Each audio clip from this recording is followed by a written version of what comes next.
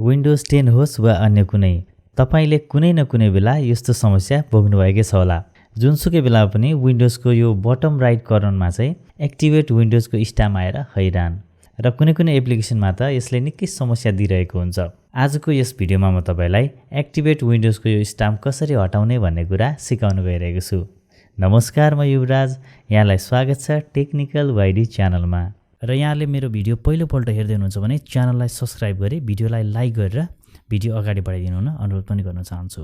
So let's start. Activate Windows, go to setting to activate Windows भनेर यसरी देखाइरहेको छ। हामी यसलाई चाहिँ रिमुभ गर्न गइरहेको छौँ। सबैभन्दा पहिले चाहिँ यहाँले यो जुन स्टार्ट बटन छ, यो स्टार्ट बटनमा चाहिँ राइट क्लिक गर्नुपर्ने हुन्छ। अब त्यसपछि यहाँ विन्डोज पावर सेल अनि ब्राकेटमा एडमिन लेखेको छ। यो चाहिँ मैले विन्डोज 10 चलाइरहेको छु, त्यही भएर विन्डोज 10 मा चाहिँ यो विन्डोज पावर सेल अनि ब्राकेटमा एडमिन हुन्छ भने यो विन्डोज 11 मा चाहिँ टर्मिनल अनि ब्राकेटमा एडमिन हुन्छ सायद।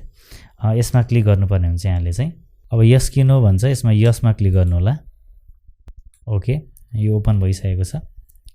अब त्यसपछि तपाईले टाइप गर्नुपर्ने हुन्छ SLMGR स्पेस अनि त्यसपछि /REARM। ओके, यो टाइप गर्नु होला। SLMGR अनि एक स्पेस दिएर /REARM लेखेर चाहिँ यहाँले एन्टर प्रेस गर्नुपर्ने हुन्छ।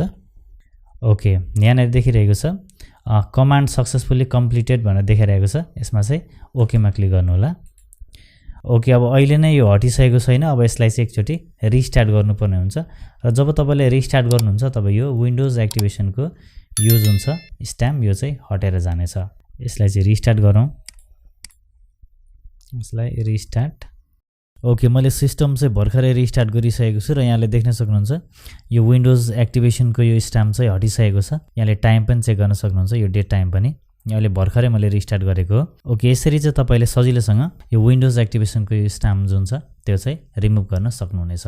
हस्त, यहाँलाई भिडियो कस्तो लाग्यो यहाँहरुको सल्लाह सुझाव कमेन्ट गर्नुहोला र फेरि अर्को भिडियोमा भेट्ने बाचाका साथ आजलाई भने म बिदा चाहन्छु। हस्त, नमस्कार, ह्यापी ब्राउजिङ।